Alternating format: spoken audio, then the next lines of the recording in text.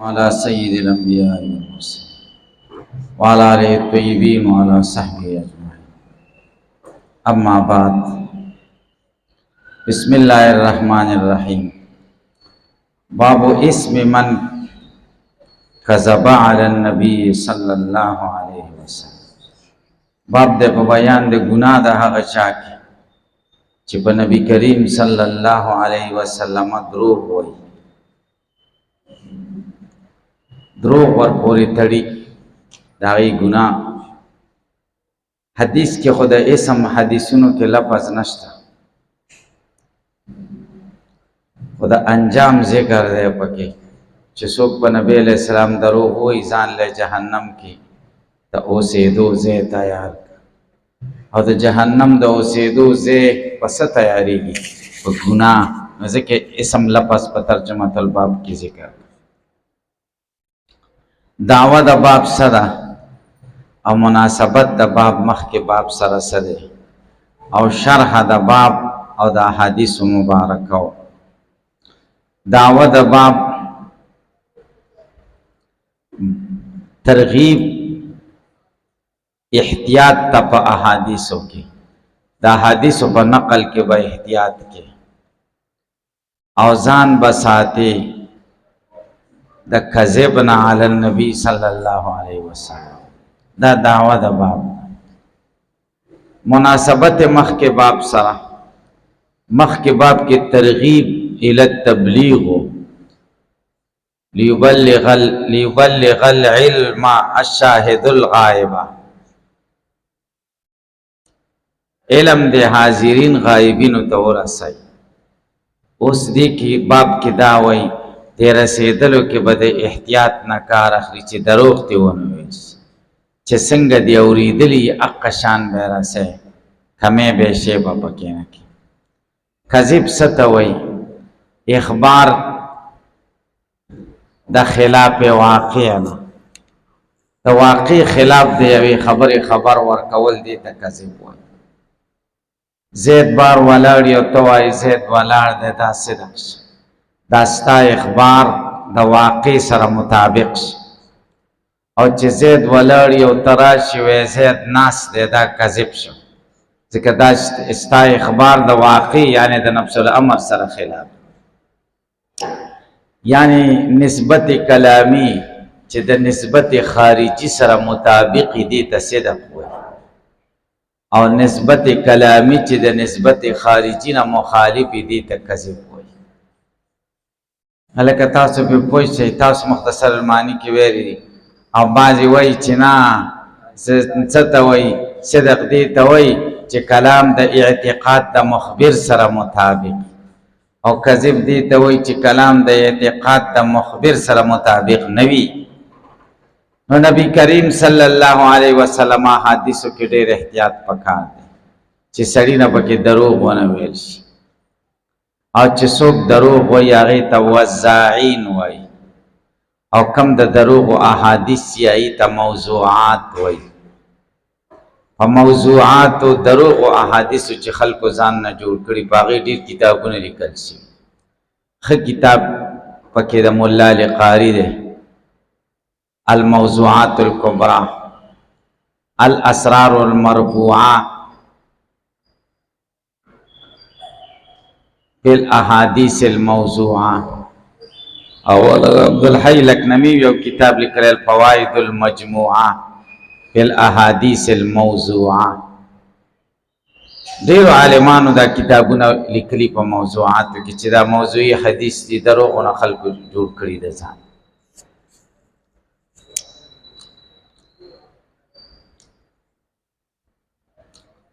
بعض صوفیان او باطل ډلو کې کرامیه هغوی دا وایي چې د نبی د دین د فایدې دپاره او ترغیب د کفاره که حدیثو کې دروغ وویل شي نو خیر دی. ولې؟ ځکه وایي ګناه د دروغ علی النبي صلی الله علیه وسلم، او نبی علیه السلام وایي من کذب علی، چا چې دروغ ویلې په ما باندې او چې د دین د ترغیب دپاره وایي هغه خو کذب علی النبی نه دی بلکې هغه کذب للنبی دی.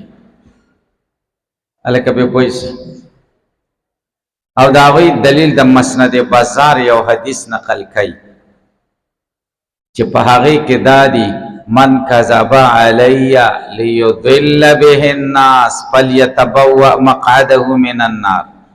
چا چې په ما دروغ جوړ کړ دې د پاره چې خلک په گمراه کینو د دې ځان له جهنم کې د اوسېدو ځای تیار کړي. الکه تاسو په پوښ نو لیضل به الناس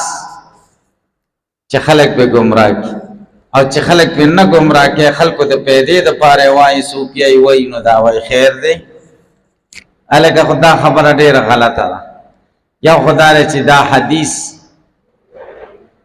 انتہائی زیاد ضعیف ہے، انتہائی ضعیف ہے، قابل د استدلال نہ ہے. بے مداد لیضل به الناس دا لام دا عقوبت تپارا دے دا علت تپارا نہ دے. سوک چی پا نبی علیہ السلام دروغ ہوئی انجام داشی چی خلق بیلاری شی دا نہ دا چی دروغ علت سی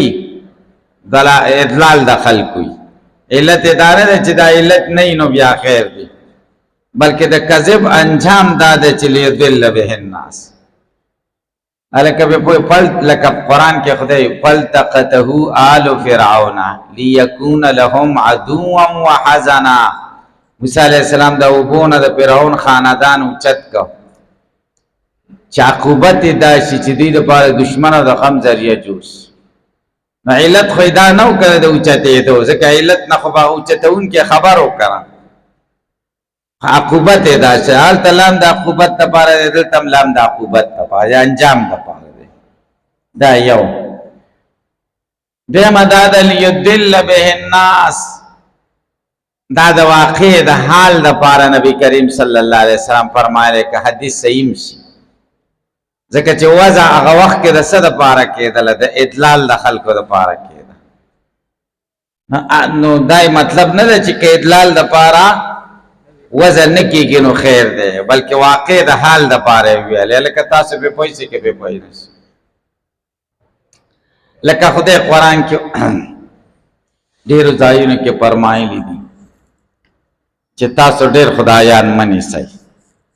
د دې خدا معنا نه ده چې ډېر خدایان د خدای سره مه شریکوئ که یو دوه شریکوئ نو خیر دی بلکې هغه د واقع د حال سره مطابق خبره کوله د حال سره چې هلته خلکو ډېر نیولي وو نو خدای ویلې دا مه کوئ ډېر مه نیسئ. هلکه پرې پوه نه شوئ وایه هلکه. وبه قال حدثنا علي بن الجعد قال اخبرنا شعبة قال اخبرني منصور قال سمعت ربيع بن حراش يقول سمعت عليا يقول قال النبي صلى الله عليه وسلم لا تكذبوا علي فانه من كذب علي فليلج النار. وبه قال حدثنا ابو الوليد قال حدثنا شعبة عن جامع بن شداد عن عامر بن عبد الله بن الزبير عن ابيه قال قلت للزبير اني لا اسمعك تحدث عن رسول الله صلى الله عليه وسلم كما يحدث فلان وفلان قال اما اني لم افارق ولكن سمعته يقول من كذب علي فليتبوأ مقعده من النار. وبه قال حدثنا ابو معمر قال حدثنا عبد الوارث عن عبد العزيز قال انس انه ليمنعني ان احدثكم حديثا كثيرا عن النبي صلى الله عليه وسلم قال من تعمد علي كذبا فليتبوأ مقعده من النار. وبه قال حدثنا المكي بن ابراهيم قال حدثنا يزيد بن ابي عبيد عن سلمة وابن الاكوع قال سمعت النبي صلى الله عليه وسلم يقول من يقول علي ما لم اقل فليتبوأ مقعده من النار. وبه قال حدثنا موسى قال حدثنا ابو عوانة عن ابي حصين عن ابي صالح عن ابي هريرة عن النبي صلى الله عليه وسلم قال تسموا باسمي ولا تكتموا بكنيتي ومن رآني في المنام فقد رآني فإن الشيطان لا يتمثل في صورتي ومن كذب علي متعمدا فليتبوأ مقعده من النار. کذب علی النبی صلی اللہ علیہ وسلم گناہ بیان شباب کے بدے روایت. اول روایت ربیع ابن حراش وی چما د نبی کریم صلی اللہ علیہ علی رضی اللہ تعالیٰ عنہ میں اورید یقول قال النبی صلی اللہ علیہ وسلم چھ نبی کریم صلی اللہ علیہ وسلم فرمائے لا تکذبوا علی پما دروغ مت اڑائی فإنه من کذب علی یقینا شاندار چاچ پما دروغ ویری فلیلج النار اغه دوزخ لذي دوزخ ته دلارش دا امر دی خو په معنا د خبر سره دی. نبی اسلام خبر ورکړي چې د دوزخ ته ځي. هلکه به پوه شي که به پوه نه شي نو دا وعید شه د دوزخ. د عبارت کې به ډېر خیال کوئ د احادیثو، ښه سوچ پکې کوئ، ګورئ چې ګناهګار پکې نه شو. کله زمونږ خیال نه وي د تصحیح پکاري فاعل او مفعول او دې ته پکې ګورئ. دې وزنو کې خو شته ورته که نه اعراب شته پکې، دا ګورئ ورته وجه ته ګورئ. الله وبي قال حدثنا ابو الليل قال حدثنا شعبة عن جامع بن شداد عن عامر بن عبد الله بن زبير عن ابي عبد الله بن زبير زوی د عامر، هغه د پلار نه روایت کوي عبد الله بن زبير قال چې د پلار می ویلي عبد الله بن زبير قلت للزبير زبير ته می ویلي، زبير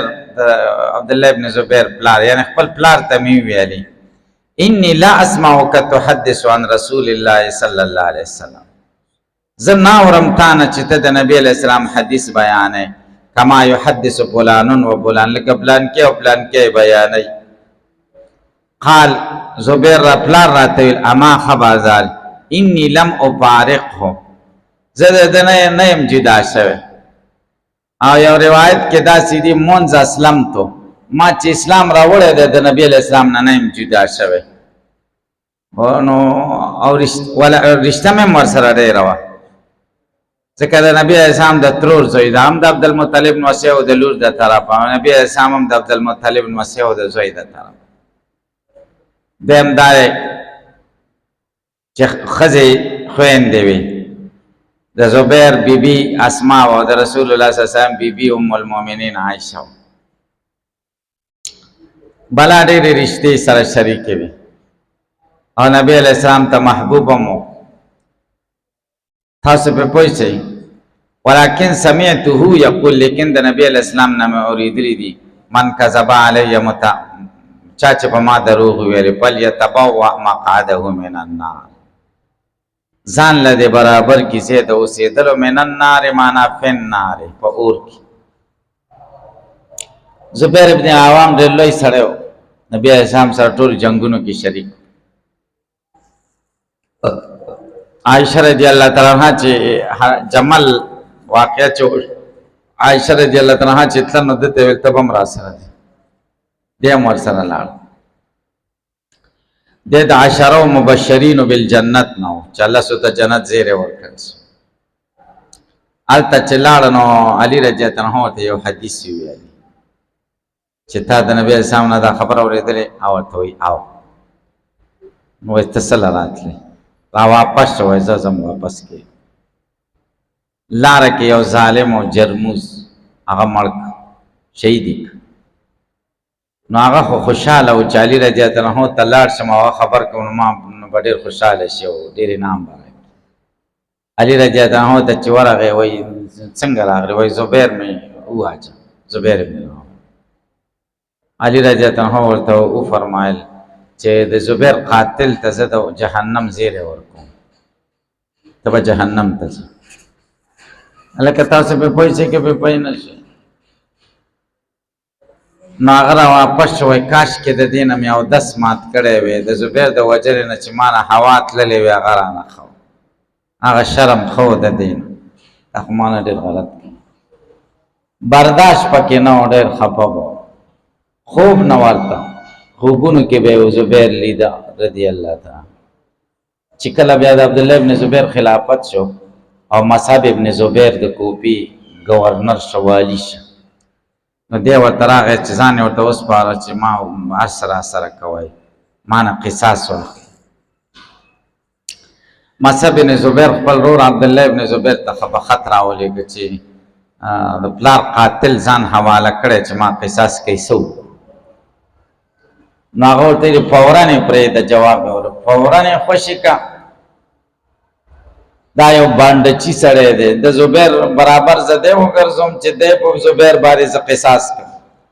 الله مې د قسم چې د زبیر د پڼې د تسمې سره هم دی نه دی برابر. خلک وایي د زبیر قاتل یې قصاص کړه، دی خو د زبیر سره نه دی برابر، خوشي که چې ګرځي پوه شي چې بس دغه دی. یو اوچتې بنګلې ته اوچت آبادۍ ته وختو، برداشت پکې ونه شو، ځان یې راوغورځاو او خودکشي وکړه، ځان یې پخپله مړ کړ. نو زبیر ابن العوام ډېر عظیم شخصیت و. 38 احادیث دی روایت، 2 احادیث متفق علیه دی، بخاری او مسلم شریف دواړو کې دي، او احادیثو کې صرف امام بخاری متفرد. دا 40 هجری کې دا واقع شوی و د شهادت، 40 هجری کې. د مرویات ډېر کم دي، ځکه احتیاط یې کوو چې نبی علیه السلام صحابه هم داسې و، خاموشي به پکې وه، احادیث به نه بیانول، ډېر نورو ته به یې غوږ ایښی و.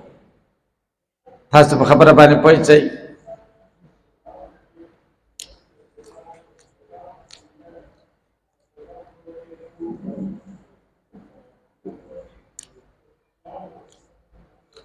نو حدیث مناسبت د باب سره واضح چې باب کې اسم د من کذب علی النبی صلی الله علیه وسلم، او باب کې د فلیتبوأ مقعده. وی قال حدثنا ابو معمر قال حدثنا عبد الوارث عن عبد العزيز قال انس، حضرت انس رضی اللہ عنہ فرمائے انه یقینا شان داده لیمنعنی ما منکی ان احدثکم، چې تاسو ته حدیث بیان کم، حدیثا کثیرا ډیر حدیث. سمع منکی ان النبی صلی اللہ علیہ وسلم قال، نبی کریم صلی اللہ علیہ وسلم فرمائے من تعمد علی کذبا، چاچ قصدن پا ما دروغ اترل،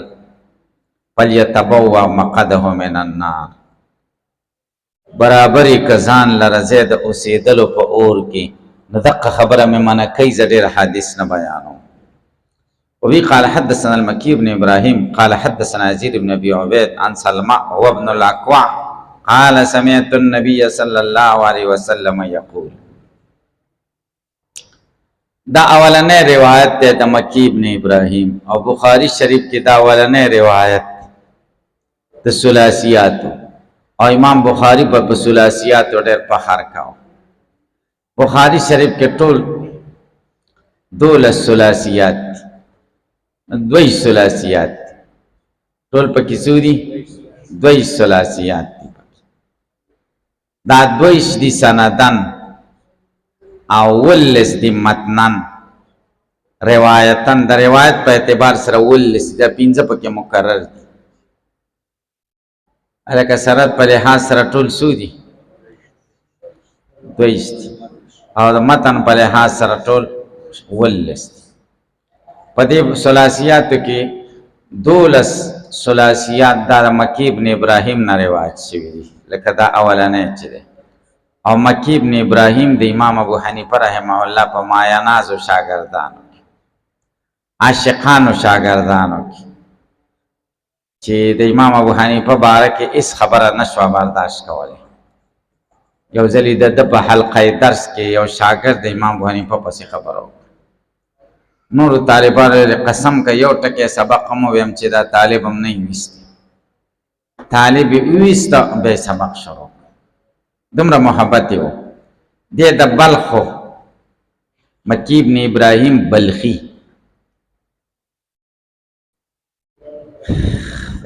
نو 12 احادیث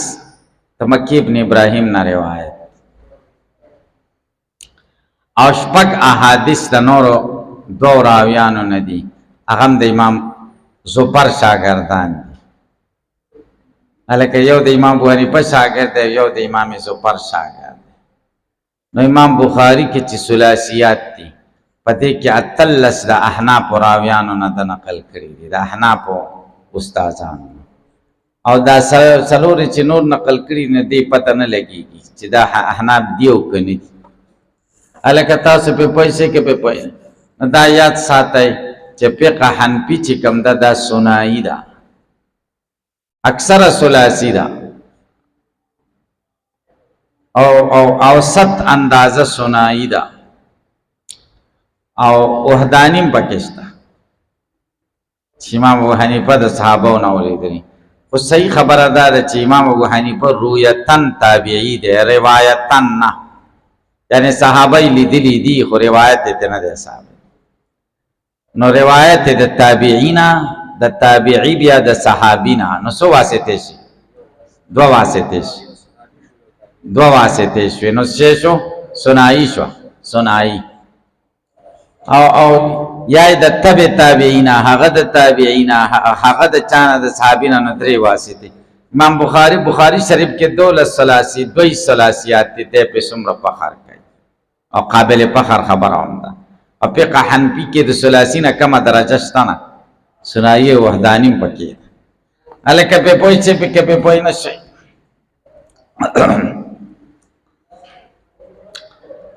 شیخ الاسلام ابن تیمیہ کتاب لکھل ہے ورکوٹ رسالہ دا رفع الملام عن الائمة الاعلام آخی کتاب علاقہ کم حدیث چے امام ابو حنیفہ امام شافعی امام مالک امام احمد پا استدلال کے پیش کرے آغا با اصح ما بالبابی کما مسئلہ بانے چے پیش کرے اغی مسئلے کے بدر طول نصحیح حدیث آقا لکه تاسو په پوښتنه کې په پوښتنه ولی زکه د هغه په من کې واسطه کمې وي اوس د امام ابو حنیفه د تابعین روایت او تابعی د صحابین روایت او تابعین کې غلط خلق نه وکړه صحابو کې غلط خلق کو دې حدیث ته بمنګ او ضعیف وي چې ابو حنیفه راوړی ک قوی به ورته وي ضعیف ورته ویل نه شو چې ضعیف او ذوب او قوت د حدیث خو مدار په سندي مداري پسې او سند خو به ټیک دی کړه سند کې څه خبره نشته دغه حدیث امام ابو حنیفه چې استدلال کې په یو مسله کې پیش کړي روسته وخت کې خلق ورته بیا څه ویلې ضعیف ویلې نو بیا بندا نه وای دا غیر مقلدین نه پوهې دي دی یو ګور ابو حنیفه حدیث ضعیف په باندې استدلال کړي دا خدای بندا د ابو حنیفه په وخت کې دا حدیث قوی وو چې علامه ذهبی ته ابن حجر ته اتمه صدای تراور رسید او ورته ضعیف ویلې نو ذوب پکې پیدا شي ابن حجر او ذهبی مثلا هغه خدای ابو حنیفه نه دی اورېدل هغه د ابو حنیفه په منځ کې خو لس یا دولس واسطي دي کنه نو د لس او دولس واسطو کې ذوب راغلی دی الکه تاسو په پوښتنه امام ترمذی او حدیث نقل کې وایي ته ضعیف وایي ځکه و راوی ذکر کی چې دې راوی د وجه نه الکه تاسو په خبره باندې پوښتنه کې په پوي نشي دا یقین او کې چې زمانګه د فقه ټوله مسلې چې کوم مختابه اقوال دي او د امام ابو حنیفه منقول دي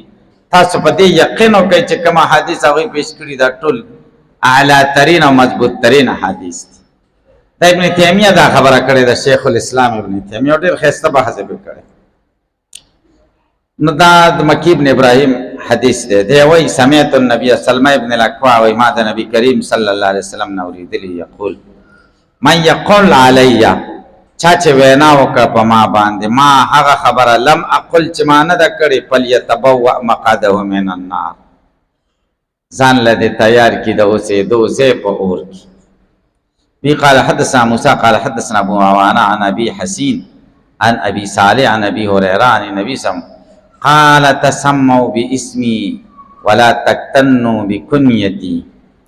تاسي زمان نوم گدای محمد خو زما کنیت مگدای ابو القاسم ولا تكتنوا د باب تپیل د باب تپاول او د باب ابتعال درې واړو ناراض الکه په پوښي تکنی تکنیا او اکتنان ابتعال چشی نو اکتنان او تپاول چشی تکنی او تپیل چشی تکنیه حالکه پی پوش طول مطلب یو ده زما کنیت ما استعمال وی ابو القاسم دا نه تنزیحی دا اول وقت کی و بیا منسوخش ذکر اشتبار آتا یا ابو القاسم محمد بیا اشتبار آتا پا خلق بانی چه دا سو بیا منسوخش ومن رآنی پی المنام فقد رآنی او چا چې زه په خوب کې ولیدلم په قدر آنی په تحقیق سره ولیدلم حقیقت کې فإن الشیطان لا يتمثل فی صورتی شیطان شکل نشي جوړولی فی صورتی زما شکل شیطان زما په شکل ځان نشي جوړولی تمثل نشي کولی هلکه تاسو په خبره پوهیږئ چا چې ولیدم زه په خوب کې نو په قدر آنی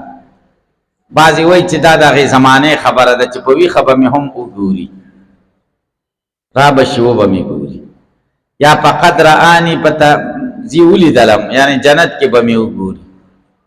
آخرت کې به ملاقات وشي یا فقد رآني زی ولیدلم په مغه صورت کې چې واقع او نفس الامر کې څنګه یم شیطانی صورت نه دی دا مطلب او یا دا مطلب دی چې په خوبونو کې مې څه وګوري نو په ویښه به مې ګوري صوفیه دا معنا کوي صوفیه کرام چې په ویښه هم د نبی علیه السلام ملاقات کېدی شي په خوب کې خو د امت اجماع ده چې د نبی علیه السلام سره ملاقات کېدی شي خدای دې تاسو موږ له را نصیب کړي او په ویښه کېدی شي که نه شي کېدی په ویښه سړی نبی علیه السلام بعضې خلک په شدت سره د دې نه انکار کوي وایي نه شي کېدی ځکه د نبی علیه السلام سره زیات محبت د صحابهو نه د چاو او د نبی علیه السلام په فراق باندې زیات خفه د صحابهو نه څوک صحابهو نه دی لیدلی فاطمه رضی الله تعالی عنها خو د نبی علیه السلام په غم کې وفات شوه که نه 6 میاشتې وروسته ورپسې وفات شو او کوټۍ د نبی علیه السلام د روضې مقدسې سره څنګ کې و یو دیوال یې په منځ کې و هلکه د هغې د تسلی دپاره او د اطمینان دپاره یقظاني په ویښه باندې خو ملاقات نه دی شوی که هلکه تاسو په خبره باندې پوه شئ نو شدت سره دا انکار کوي البته د دین بزرگان او د دین عالمان او معتبر خلق هغې د دې اقرار کوي نو دې ته مونږ ناممکنه هم نه وایو او دروغ هم ورته نه وایو او ممتنع هم ورته نه وایو او دا وایو چې کېدی شي علامه سیوطي په دې یو کتاب لیکلی دی مستقل کتاب یې پې لیکلی چې د نبی کریم صلی الله علیه وسلم او د ملایکو سره په ویښه ملاقات کېدی شي دا څه بعیده خبره نه بیا صحابو کېدی شي لیدلی خو د فتنې د اندېشې د وجې نه خپل حال پټ کړی صحیح ده یا دا چې د نبی علیه السلام هجران او وفات صحابو دپاره امتحان و نو هغوی ته خدای نه ورښوده په ویښه چې دا امتحان پوره شي که په ویښه یې لیده نو بیا خو امتحان نه پوره کېده د فراق النبي صلی الله علیه وسلم هلکه تاسو پې پوه شئ که پې پوه هغه یې لیدلی و او بیا ترې لاړه نو امتحان شو چې بیا یې لیده خو امتحان خو نه شه کنه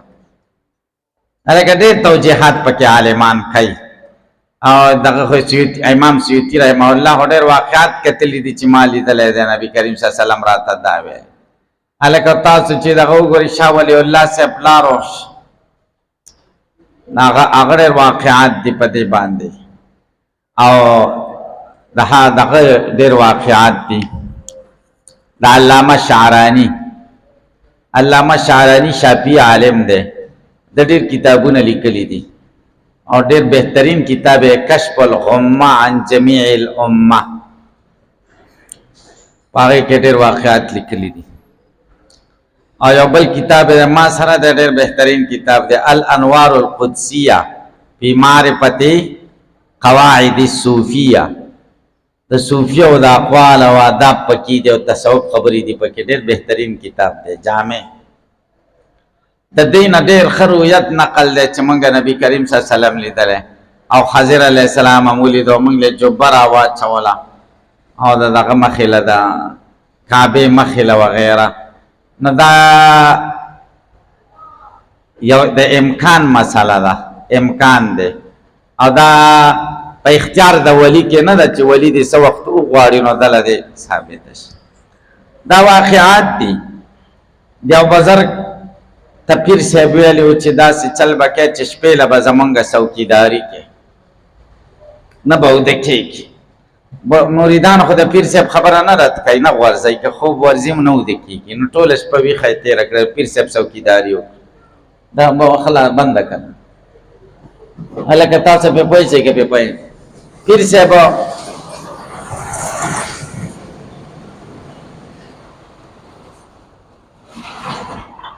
بالکل بنده ها نو پیر صاحب داسې و چې دا مورید صاحب پیر صاحب ورسره سهار میلاو شوی څنګه دی نو دې مورید ژړل وی ولې ژاړې وایي زه د غټ خیر نه محروم شوم هره شپه به مې نبي کریم صلی الله علیه وسلم په خوب لیده او بیګا مې ټوله شپه په ویښه تېره کړه نو دا نبي علیه السلام مې ونه لیده وایي زه خدای به خیر کړي مازدیګر دا مورید راغی او ډېر خوشحاله دی وایي ولې وایي څنګه خوشحاله وایي هره شپه به مې په خوب لیده او نن مې په ویښه ولیده د پیر صاحب د دعاګانو د برکت الکه دا واقعیت دی، د دې نه انکار مه کوئ. نخلی پیم ډېر مچ دا داسې ده او دا څوک نه مني داسې ده، په دې شی نه بنخلی نه، ځکه دا احوال دی او کیفیات دي. په کیفیاتو باندې خطل نه کوئ، هم په کیفیاتو باندې مقابلې او مناظرې هم نه دي پکار په کیفیاتو، ځکه دا کیفیات خو غیر اختیاري دي که نه. که تاسو وایئ چې موږ تاسو له نه راځي، دا دې ته واردات وایي صوفیه. او صوفیو غټه قاعده ده، هر شات قیدي دي، لکه د نحو او د صرف د صوفیو هم قیدي دي. وایي من لا ورد له فلا وارد له، چې څوک اوراد نه کوي نو واردات به پې څنګه راشي. نو موږ تاسو خو اوراد نه کوو، سبقونو کې نښتي یو، د اورادو ټیم در سره شته، د اورادو ټیم شته، نو موږ اوراد نه کوو نو واردات به څنګه راشي. که دې اورادو له کېناستي یو چې څلوېښت ورځې نو تاسو یقین وکړئ چې سم واردات به وي. بیا یقین وکړه، باچا صاحب ته جده که نه ده، باچایان خو چې لږ کښېني نو سم شیونه به پرې راورېږي، دوی خو تیار جوړ دي. نو تاسو یقین وکړئ چې دا شیونه ممکنات دي، او مطلب دا دی چې د فرض وقوع نه محال نه لازمیږي، او د کم ممکن د فرض وقوع نه چې محال نه لازمیږي نو د هغې نه انکار جهالت دی، او په هغې کې ډېر ختلم جهالت دی، ځکه د کیفیت به پټ ساتي. کیفیت پټ ساتل دا د کامل سړي کار دی، د هوښیار سړي. خمقل صوفي چې هغه واردات خلکو له ښکاره کوي، تاسې لږ پرې څه وشي نو بس هغې ته شل جوړې کړي، خلکو ته خپل کمالات ښکاره کوي چې خلک ما ته راشي چې دا با کماله سړی دی، او د خلکو راتلل خو نقصان دی، پیدا نه ده، تا د کار نه وباسي. ګوشه نشیني پخوانو بزرګانو خوښه کړې، چا سره به میلاوېدل نه، خپل کیفیت به خلکو له نه ښودل. باب کتابت العلم، باب دی په بیان د کتابت د علم کې، د علم لیکل. دعوه د باب بیان و جواز کتابت الحدیث، د علم حدیث د لیکلو جواز ثابت ہے. په ابتدائی زمانہ پکې اختلاف و، بیا د امت اجماع شو چې کتابت جائز ده، او دا اختلاف پکې ذکر چې د قرآن کریم سره هم دغه رانشي، مشابهت او التباس رانشي، قرآن او حدیث ګډ وډ نشي په خلکو نه. د کتابت قرآن اجازت و او د کتابت حدیث نه منع وه، بیا د امت اجماع شو په دې چې کتابت حدیث ضروری ده، جائز نه بلکې ضروری ده او مستحب ده. نو دعوه د باب بیان د جواز د کتابت حدیث، علم نه مراد حدیث. عام ذکر کړ چې بس دا خو عامي خبرې دي، د علم اره خبره چې کوم دی لیکل پکار. مناسبت مخکې باب سره، مخکې باب کې ګناه د هغه چا و چې په نبی کریم صلی الله علیه وسلم دروغ وایي. باب اسم من کذب علی النبی صلی الله علیه وسلم، او ټول حدیثو کې هم دغه خبرې په نبی اسلام به دروغ نه وایي. نو د دروغو د بچاو مختلفې طریقې دي. یوه طریقه دا ده چې کومه خبره دې واورې د هغه لیکنو لیکلې به وایي، نو بیا به پکې خطا کېږي نه، لیکل به وایي. تاسو په خبره باندې پوه شئ که پې پوه شئ. حدیث دا د حدیثو علم او کتل او مطالعه اسانه ده، چا چې مخکې کتابونه ویلي او پړاو کړي نو هغه ته اسانه ده، او چې څوک جاس کې حدیثو ته لاړ شي د حدیثو کتابونه پړاوي، مخکې کتابونه نه پړاو کړي نو هغه ډېره ګرانه ده. خو د دې باوجود هم زه تاسو ته وایم چې زما لیکل خوښي، دا مې یاد شي، دې کې څه نشته د لیکلو نه، ځکه نه لیکم. مشکات شریف کې چې صحیح هغه زه د لیکلو نه ویم، ټول مې لیکلي، ټول ما ته یاد دي الحمدلله. تاسو یقین وکئ 18 کرته دا زما د مشکات د پړاوېدلي دي، چې 18 کاره یو کتاب سړی پړاو کړي نو هغه له خو ټول ورځي که نه. خو تاسو یقین وکئ چې زه ګورم، لیکلو ته ګورم، بیا یې ویم. وجه دا ده چې حدیثو کې به ډېر احتیاط کوي. د نبی کریم صلی الله علیه وسلم حدیث دي چې د ثواب په ځای باندې ګناه زیاته نشي. دا خو ډېر د برکت شی دی. تاسو په خدای یقین وکړئ چې رحمت راورېږي، او دا د جنت مجلس دی، د جنت د حدیثو مجلس، دا د جنت مجلس دی. دا د نبی کریم صلی الله علیه وسلم او د صحابو د مجلس نمونه ده. نبی اعظم او صحابو ته حدیث ویلې کړه، مونږه څه وایو د رسول الله صلی الله علیه وسلم خبرې، مونږ تاسو په دې کې لګیا یو، او په دې کې هم درنه دروغ وویل شي او غلطه خبره درنه وشي نو ټول نورانیت او ټول برکات به ختم شي. تاسو په خدای یقین وکړئ چې داسې ده. نه د دې وجه نه احتیاط کوئ چې سبق لیکئ هم لیکئ او چې بیا سبق وایم لیکئ په لیکلو مه شرمې کوئ نو کتابت د علم ضروري خبره ده وایه وبه قال حدثنا محمد بن سلام قال اخبرنا وكيع عن سفيان عن مطرف عن الشعبي عن ابي جحيفه قال قلت لعلي هل عندكم كتاب قال لا الا كتاب الله وفهم اعطيه رجل مسلم او ما في هذه الصحيفه قال قلت وما في هذه الصحيفه قال العقل وفكاك الاسير ولا يقتل مسلم بكافر وبه قال حدثنا ابو نعيم الفضل بن دكين قال حدثنا شيبان عن يحيى عن ابي سلمة عن ابي هريره رضي الله عنه ان خزاعه قتلوا رجلا من بني ليس بس بدي زايو حديث وين موست قال حدثنا محمد بن سلام قال اخبرنا وكيع عن سفيان عن مطرف عن الشعبي عن ابي جحيفه قال قلت لعلي علي رضي الله عنه تمي ویل هل عندكم كتاب تاسر سلیکل شتا قال لا نشتا الا كتاب الله مگر د خدای کتاب دی را سره او فهم اوتیه رجل المسلمون یا سپو هي چې خدای چې ورکړي شي مسلمان سړی ته وما في هذه الصحيفه او په دې صحیفه کې چې سړي صحیفه تور او توري کې ته کې وغتی کې او جيب کړه په جيب کې دا صحیفه اخی وا قال ما قال دا وته وی